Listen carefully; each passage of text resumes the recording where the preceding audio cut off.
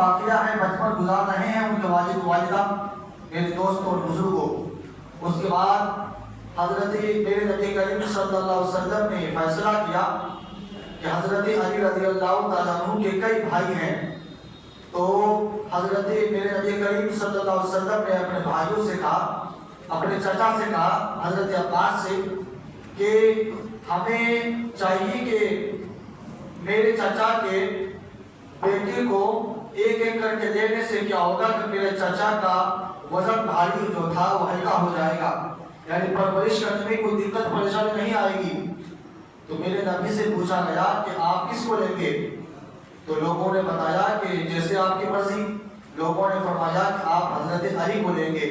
تو میرے نبی کریم صلی اللہ علیہ وسلم 10 سال کی عمر میں جب تھے حضرت علی رضی اللہ تعالیٰ عنہ کو لیتے ہیں اور اپنے گھر لے کے آتے ہیں. اب دیکھیے پیدا ہوئی اپنے ماں باپ کے گھر، لیکن اب جو ان کی عمر کٹ رہی ہے میرے نبی کریم صلی اللہ علیہ وسلم کے گھر. اور حضرت علی رضی اللہ تعالیٰ عنہ وہ ہیں جنہوں نے بچوں میں سب سے پہلے ایمان لے کر کے آئے. ان کا نام حضرت علی رضی اللہ تعالیٰ عنہ ہے. بچوں میں سب سے پہلے جو ایمان لے کر کے آئے حضرت علی رضی اللہ تعالیٰ عنہ ہے. اب پیدائش ہونے کے بعد، پیدا ہونے کے بعد میرے نبی کریم صلی اللہ علیہ وسلم کے گھر میں پل رہے ہیں. میرے نبی کریم صلی اللہ علیہ وسلم کے ساتھ اپنی زندگی گزار رہے ہیں. اور جو بھی میرے نبی کریم صلی اللہ علیہ وسلم حکم دیتے تھے اس کام کو کر گزرتے تھے. ایک مرتبہ میرے نبی کریم صلی اللہ علیہ وسلم دین کی تبلیغ کے لیے جا رہے تھے. حضرت علی رضی اللہ تعالیٰ عنہ کو ساتھ میں لیا. بچپن کا واقعہ ہے، وہ اپنے بچپنا میں جا کر کے لوگوں کو دین کی دعوت دی.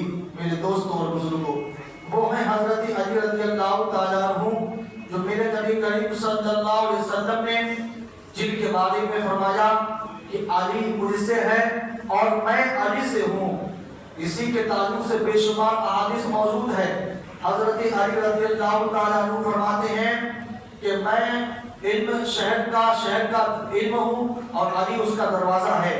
اسی طرح اور بے شمار احادیث موجود ہے.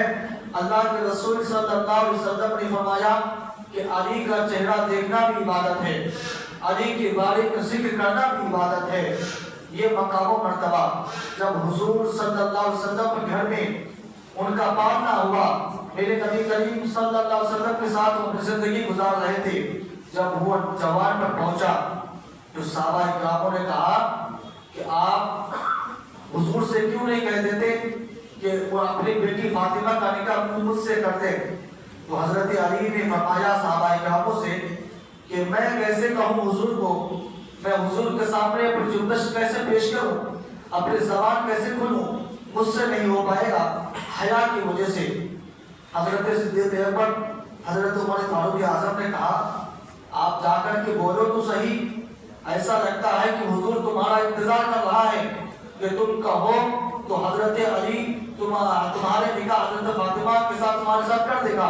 میرے دوست اور بزرگوں، واقعہ یوں ہے کہ حضرت صدیق اکبر حضرت عمر فاروق اعظم رضی اللہ تعالیٰ عنہ کے کہنے پر مشورے پر کہا کہ جاؤ جا کر کے کہنا، ایک مرتبہ جا کر کے بولو، پھر حضور کیا فرماتے ہیں ایک مرتبہ سننا.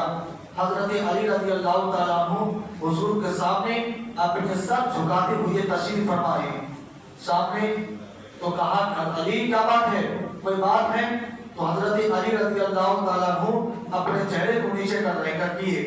دوسری مرتبہ پوچھے حضرت علی رضی اللہ تعالیٰ عنہ نے شرم کی وجہ سے اپنا چہرہ نیچے کر لیا. 3 مرتبہ پوچھے حضرت علی رضی اللہ تعالیٰ عنہ نے اپنا چہرہ نیچے کر لیا. میرے دوستوں اور بزرگوں، تو کہا کہ حضور میں خود نہیں آیا بلکہ مجھے حضرت صدیق اکبر حضرت عمر فاروق اعظم نے بھیجا ہے. کہا کس وجہ سے بھیجا ہے؟ تو کہا کہ فاطمہ کے نکاح کے لیے. سبحان اللہ، اتنا کہنا تھا حضور صلی اللہ علیہ وسلم مسکرا اٹھے. حضرت علی کی بات کو سن کر کے حضور صلی اللہ علیہ وسلم مسکرا اٹھے. تو کہا کہ علی میں تمہارا انتظار کر رہا تھا، تم بات آج لے کر کے آئے ہو. اللہ تبارک و تعالیٰ سے وہاں سے خبر آئی کہ اللہ تبارک و تعالیٰ نے تمہارا نکاح میری بیٹی کے ساتھ کر دیا. کہیے سبحان اللہ. میرے دوستوں اور بزرگوں، جس کا نکاح اللہ تبارک و تعالیٰ کرے پھر اس نکاح کا برکت نکاح کی عظمت کے بارے میں کیا کہنا؟ حضور نے فرمایا علی اللہ تبارک و تعالیٰ نے تمہارا نکاح میری بیٹی کے ساتھ کر دیا ہے۔ میرے دوستوں اور بزرگوں، حضرت علی رضی اللہ تعالیٰ عنہ، لیکن یہاں بات کو روک کر کے میں آپ کو ایک بات بتانا چاہتا ہوں۔ حضرت علی رضی اللہ تعالیٰ عنہ رہنے کے لیے گھر نہیں تھے، کوئی بہت بڑا بزنس مین نہیں تھے، کوئی بہت بڑے عالم، بہت بڑے کوئی بڑا آدمی نہیں تھا، ان کے پاس پیسہ نہیں۔ حضرت فاطمہ رضی اللہ تعالیٰ عنہ کے نکاح کے تعلق سے بڑے بڑے لوگ آئے، ایک سے ایک بڑے بڑے امیر گھرانے کے لوگ آئے کہ آپ کی بیٹی کا نکاح میرے ساتھ کر دیجئے، آپ کے بیٹی کا نکاح میرے ساتھ کر دیجئے۔ لیکن میرے نبی کریم صلی اللہ علیہ وسلم نے کسی بڑے گھرانے کے پاس اپنی بیٹی کا نکاح نہیں کیا، بلکہ اللہ کے رسول صلی اللہ علیہ وسلم انتظار فرما رہا تھا کہ کب اللہ تبارک و تعالیٰ کا حکم آئے گا میں اپنی بیٹی فاطمہ کا نکاح کس سے کروں۔ حکم آ گیا کہ میں اپنی بیٹی کا نکاح حضرت علی سے کروں۔ میرے دوستوں اور بزرگوں، حضرت علی رضی اللہ تعالیٰ عنہ کے پاس کچھ نہیں، اس کے باوجود بھی میرے نبی کریم صلی اللہ علیہ وسلم نے حضرت علی کو اپنے بیٹی کو نکاح میں دیا۔ کیوں؟ ایک سے ایک بڑے امیر آدمی تھے، ایک سے گھرانے کے آدمی تھے، بڑے بڑے قبیلے کے آدمی تھے، بڑے بڑے قریش میں دیگر قبیلے میں آدمی تھے، پیسے والے اور بزنس میں زمیندار والے، لیکن کسی کو نہیں دیا بلکہ اپنی بیٹی حضرت علی رضی اللہ تعالیٰ عنہ کے ہاتھ میں دیا۔ پھر کیا ہوا کہ ان کا تمام اخراجات شادی ہوئی تو تمام اخراجات صحابہ کرام کو دیا کہ میں یہ آپ کو خرچہ دوں گا، اس کا خرچہ میں آپ کو دوں گا۔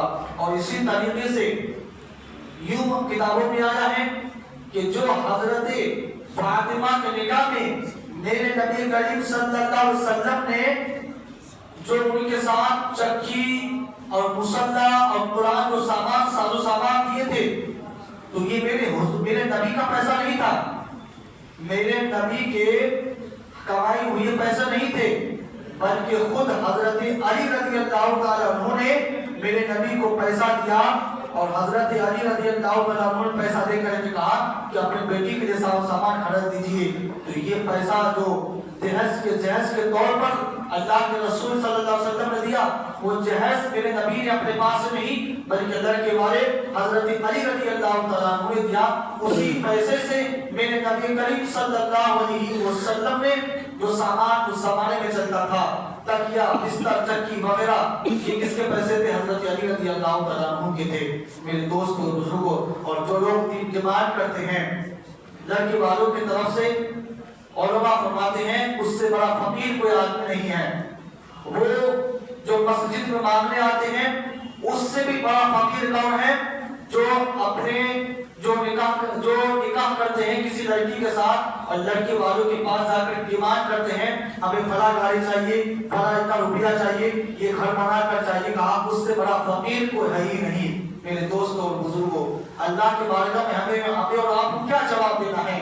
ہاں، اگر لڑکی کے ماں باپ نے خود سے کچھ دے دے تحفے کے طور پر وہ الگ بات ہے، لیکن مانگنا، جو مانگ کر لیتے ہیں سختی کے ساتھ، ورنہ شادی نہیں ہوگی، شادی نہیں کیا جائے گا۔ جو مانگ کر دیتے ہیں وہ مال جب تک گھر میں رہے گا، چاہے وہ جہیز کے طور پر ہو، پیسے کے طور پر ہو، گاڑی کے طور پر ہو، جب تک وہ استعمال میں لاتا رہے گا ان کو گناہ ملتا رہے گا، اور اس مال سے جو تجارت کرے گا وہ مال حرام کا ہوتا جائے گا۔ میرے دوستوں اور بزرگوں، ذرا آپ غور فرمائیں، جو مانگ کر کے دیتے ہیں وہ مانگنا حرام ہے، کہ اس کو استعمال کرنا بھی حرام ہے۔ جب آپ استعمال کر رہے ہیں تو آپ ناجائز و حرام کام کو استعمال کر رہے ہیں، جس کے تعلق سے اللہ تبارک و تعالیٰ نے فرمایا کہ حرام کاموں سے بچو۔ اللہ تبارک و تعالیٰ نے قرآن میں فرمایا حرام چیزوں سے بچو، اور اللہ کے رسول نے بھی حدیث پاک میں فرمایا کہ حرام چیزوں سے، حرام مالوں سے، حرام پیسوں سے بچو، اس لیے کہ وہ پیسہ تمہیں ہلاکت میں کر دے گا، وہ پیسہ تمہیں جہنم میں لے جائے گا۔ میرے دوستوں بزرگوں، اسی طریقے سے حضرت علی رضی اللہ تعالیٰ عنہ کا نکاح ہوتا ہے۔ نکاح ہونے کے بعد اب دیکھیے اب کیا ہوا کہ جب حضرت علی رضی اللہ تعالیٰ عنہ کے گھر نہیں تو دوسرے کے گھر حضرت حارث بن وارثہ صحابہ کا نام ہے، نکاح کے بعد وہ دوسرے گھر میں لے جاتے ہیں. حضرت حفصہ کے گھر اپنی بیٹی حضرت فاطمہ رضی اللہ تعالیٰ عنہ کو بدائی دیتے ہیں اور حضرت علی حضرت فاطمہ دوسرے کے گھر جاتے ہیں. پھر اسی طریقے سے اپنی زندگی گزارتے ہیں. آگے ویسے ہی غربت میں زندگی گزارتی میرے دوستوں اور بزرگوں. اور مقام یہ ہوا کہ فرشتوں نے اللہ تبارک و تعالیٰ نے فرمایا کہ حضرت میرے نبی کریم صلی اللہ علیہ وسلم نے فرمایا کہ فاطمہ تمام عورتوں کے سردار ہیں, جنتی عورتوں کے سردار ہیں. میرے دوستوں اور بزرگوں, وہ مقام اللہ تبارک و تعالیٰ نے حضرت فاطمہ رضی اللہ تعالیٰ عنہ کو دیا. حضرت مولا علی شریف خدا رضی اللہ تعالیٰ عنہ اور شادی ہونے کے بعد زندگی گزارتے رہے. آپ ان کے مقام دیکھیے, ان کی عظمت دیکھیے. ایک مرتبہ جنگ کے موقع پر میرے نبی کریم صلی اللہ علیہ وسلم کو خبر پہنچی کہ فلاں جنگ پہ جانا ہے اور بہت جگہ پر کامیاب فتح نصرت حاصل ہوئی لیکن کچھ جگہ پر ناکام رہے. لیکن ایک جنگ کے بارے میں خبر آئی, میرے نبی کریم صلی اللہ علیہ وسلم نے فرمایا کہ کل میں ایسے شخص کو اپنا جھنڈا دوں گا جس کو میں جھنڈا دوں گا وہ اس جنگ میں جا کر کے کامیاب ہو جائے گا, اس جنگ میں جا کر کے وہ فتح پائے گا اور وہ اسلام کا بول بالا ہوگا. اب بہت سارے صحابہ کرام تھے, کہتے ہیں حضرت صدیق اکبر خود کہتے ہیں کہ جب سے میں یہ بات سنا کہ میں ایک شخص کو جھنڈا دوں گا وہی کامیاب ہوگا اور اسی کو میں ہاتھ میں دوں گا. حضرت صدیق اکبر فرماتے ہیں اور رات بھر سویا نہیں اس لیے کہ شاید وہ جھنڈا مجھے دے گا. حضرت عمر فاروق اعظم فرماتے ہیں رات بھر سویا نہیں اس لیے کہ کل صبح شاید حضور جھنڈا مجھے دیں گے. تمام صحابہ اکرام سوچنے لگے کہ شاید وہ جھنڈا مجھے دے گا تاکہ میں جا کر کے وہ فتح اور نصرت کامیاب ہو جاؤں گا. جب رات گزر گئی, صبح ہوا, صحابہ اکرام جمع ہوئے تو جب حضور صلی اللہ علیہ وسلم کی جماعت موجود ہے, حضور نے اپنی نظر دوڑائی اور دیکھا کہ اس میں سے علی کہاں ہے. تو میرے دوست اور بزرگ کہا علی نہیں آئے ہیں. ایک تو صحابہ کو بھیجا, جاؤ علی کو بلا کر کے لاؤ. حضرت علی رضی اللہ تعالیٰ عنہ کے پاس جاتے ہیں اور جا کر کے کہتے ہیں کہ آپ کو حضور صلی اللہ علیہ وسلم نے بلایا ہے. فرمایا میری آنکھوں میں تکلیف ہے. تو کہا حضور کا حکم ہے تو مجھے جانا پڑے گا. پھر کیا ہوا, حضرت علی رضی اللہ تعالیٰ عنہ اپنے گھر سے تشریف اٹھ کر کے لے جاتے ہیں, حضور صلی اللہ علیہ وسلم کے پاس تشریف لے جاتے ہیں, اس جماعت پہ پہنچتے ہیں اور پہنچنے کے بعد تمام صحابہ کرام یہ سوچ رہے تھے کہ وہ جھنڈا مجھے دے گا. جب حضرت علی آئے تو کہا علی کیا بات ہے؟ کہا حضور مجھے میری آنکھوں میں تکلیف ہے اور مجھے بخار محسوس ہو رہا ہے, اس وجہ سے میں نہیں آ پایا. پھر کیا ہوا, میرے نبی کریم صلی اللہ علیہ وسلم نے اپنے لباب دہن اپنے دھوپ مبارک کو لے کر کے انہیں سے حضرت علی رضی اللہ تعالیٰ عنہ کی آنکھوں میں لگاتے ہیں. جیسے ہی اپنا دھوپ مبارک ان کے آنکھوں میں لگاتے ہیں, اب میرے نبی نے فرمایا علی اب بتاؤ کیسا محسوس ہو رہا ہے؟ حضرت علی رضی اللہ تعالیٰ عنہ نے فرمایا حضور پہلے سے بھی زیادہ اچھا لگ رہا ہے, پہلے مجھے کم دکھتا تھا اب پہلے سے بھی زیادہ دکھ رہا ہے. سبحان اللہ. پھر کیا ہوا کہ آج میں جھنڈا اس کو دوں گا جس کا نام علی ہے. سبحان اللہ. نام سنتے ہی سب لوگ چونک گئے کہ اللہ اکبر, کیا نصیب ہے حضرت علی رضی اللہ تعالیٰ عنہ کا, کیا مرتبہ ہے حضرت علی رضی اللہ تعالیٰ عنہ کا. وہ جھنڈا میرے نبی کریم صلی اللہ علیہ وسلم نے حضرت علی کو دیتے ہیں, کہتے ہیں کہ جاؤ وہ خیبر ہے, وہ خیبر جو 40 گز لمبائی 40 گز چوڑائی ہے, اسی کو تم کو فتح کرنا ہے, اسی کو تم کو کامیاب ہونا ہے. سبحان اللہ. میرے دوستوں اور بزرگوں, ایک گز کتنا ہوتا ہے آپ بتا سکتے ہیں, پرانے لوگ جو یہاں موجود ہیں ان کو معلوم ہوگا. اور 40 گز چوڑا 40 گز لمبائی وہ لوہے کا, اور اس زمانے میں جو موجود تھا اتنا بھاری اور اتنا مضبوط دروازہ کون توڑ سکتا ہے؟ میرے دوستوں اور بزرگوں, اگر اینٹ ہو تو اینٹ کو توڑ کر کے توڑ سکتا ہے, لیکن لوہے کا دروازہ اس زمانے میں اور بھی 40 گز وزن کتنا اللہ بہتر جانے. میرے دوستوں اور بزرگوں, میرے نبی کریم صلی اللہ علیہ وسلم نے فرمایا کہ آپ کو جا کر کے وہ فتح ہونا ہے, اس دروازے کو توڑنا ہے. سبحان اللہ. اس کے بعد صحابہ اکرام کا जमात को तैयार करते हैं। जमात तैयार करने के बाद मेरे नबी करीम सल्लल्लाहु अलैहि वसल्लम का हुक्म फरमाते हैं, जाओ और जा करके उसको फतेह करके आओ। फिर फतेह मेरे नबी के हुक्म सुनते ही हजरत अली की जमात जाते हैं उस जबल के पास। जाने के बाद जैसे ही हजरत अली रज़ी अल्लाह ताला अन्हु, जो कई हजार लोग भी 70,000 लोग भी उस खैबर को नहीं तोड़ सकते, हजरत अली रज़ी अल्लाह ताला अन्हु ने एक हाथ से उसको उखाड़ कर फेंक दिया। सब लोग देख करके दंग हो गए, सब लोग देख करके ताज्जुब हो गए। जो हजारों लोग नहीं तोड़ सकते थे, नहीं उठा सकते थे, हजरत अली रज़ी अल्लाह ताला अन्हु ने एक हाथ से उठा करके फेंक दिया। जरा गौर फरमाइए, ये ताकत किसने अता फरमाई? ये ताकत अल्लाह तबारक व तआला ने मेरे नबी करीम सल्लल्लाहु अलैहि वसल्लम की वजह से अता फरमाई। जब हजरत अली रज़ी अल्लाह ताला अन्हु वो खैबर को उठा सकता है, तो मेरे नबी करीम सल्लल्लाहु अलैहि वसल्लम मैदान महशर में अपनी काली चादर में अपने गुनहगार उम्मत को क्यों नहीं छुपा सकते हैं? मेरे नबी करीम सल्लल्लाहु अलैहि वसल्लम मैदान महशर में अपने गुनहगार उम्मत को क्यों नहीं बख्शवा सकते हैं? वो हजरत अली रज़ी अल्लाह ताला अन्हु जब वहां से कामयाब हो जाते हैं, खुशी खुशी घर लौट आते हैं और सब लोगों के चेहरे में मुस्कुराहट होती है। सुभान अल्लाह, मेरे नबी देख करके मुस्कुरा जाते हैं। और वो कामयाब क्यों ना हो, क्योंकि मेरे नबी करीम सल्लल्लाहु अलैहि वसल्लम ने फरमाया, मैं झंडा उसको दूंगा जो कामयाब होगा। तो मेरे नबी का कमाल है, तो मेरे नबी का हुक्म सुनते ही ये कामयाबी ऐसा वाकया पेश आया। इसी तरीके से हजरत अली रज़ी अल्लाह ताला अन्हु के इल्म के ताल्लुक से बयान करूं आपके सामने, बस एक वाकया समाज फरमाएं। इल्म वो तो ताकत हो गई, ताकत कितनी है, अब उनका इल्म देखिए, अल्लाह तबारक व तआला ने उनका इल्म कितना मकाम और मर्तबा बुलंद किया। हजरत अली रज़ी अल्लाह ताला अन्हु फरमाते हैं कि मैं अगर बिस्मिल्लाह के बे के नुक्ते का तफसील लिखना शुरू करूं, बिस्मिल्लाह पूरा बिस्मिल्लाह नहीं, बिस्मिल्लाह के बे के नीचे जो नुक्ता है, अगर नुक्ते के सिर्फ मैं तशरीह करूं, तफसील लिखना शुरू करूं, तो 70,000 ऊंटों के ऊपर किताबें लाद दी जाएगी, फिर भी उसकी बरकत खत्म नहीं होगी। सुभान अल्लाह, जब बिस्मिल्लाह के बे के नुक्ते की इतनी किताबें मौजूद हो सकती है, तो पूरा बिस्मिल्लाहिर रहमानिर रहीम का क्या मकाम मर्तबा होगा। अब उनका इल्म का अंदाजा लगाइए, इल्म कितना। जब हजरत अली रज़ी अल्लाह ताला अन्हु ने बे के नुक्ते के बारे में फरमाया, अगर पूरा बिस्मिल्लाहिर रहमानिर रहीम के बारे में फरमाते तो आप क्या होता। तो वो उनका इल्म देखिए। इसी ताल्लुक से अल्लाह के रसूल सल्लल्लाहु अलैहि वसल्लम ने फरमाया कि मैं इल्म शहर के इल्म का दरवाजा हूँ और अली उसका, मैं इल्म शहर हूँ और अली उसका दरवाजा है।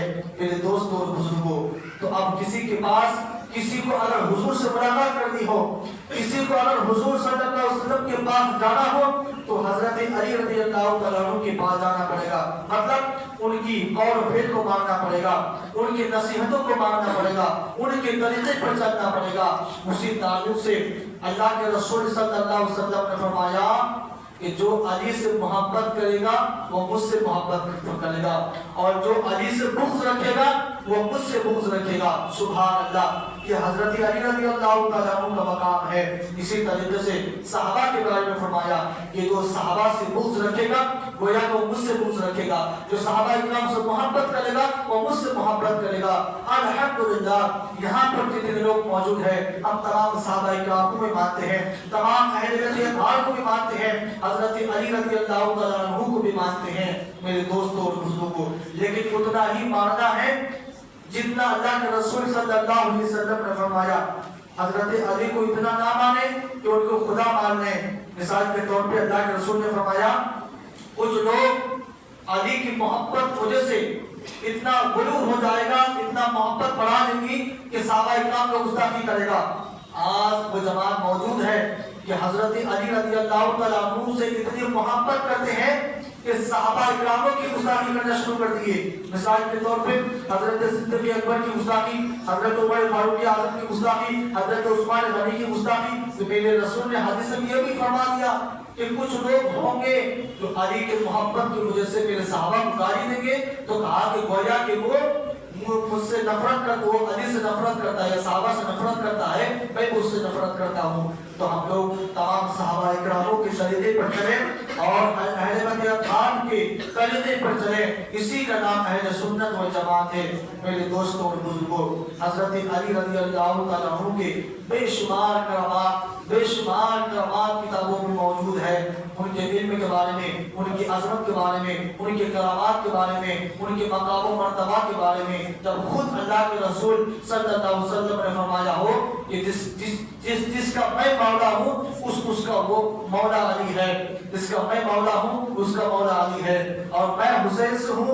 मेरे दोस्तों और बुजुर्गों, मेरे नबी करीम सल्लल्लाहु अलैहि वसल्लम जो मौला का लफ्ज़ हुक्म फरमाया, तो यहाँ मौला के माने दोस्त है, यानी जिसका मैं दोस्त हूँ उसका अली दोस्त है।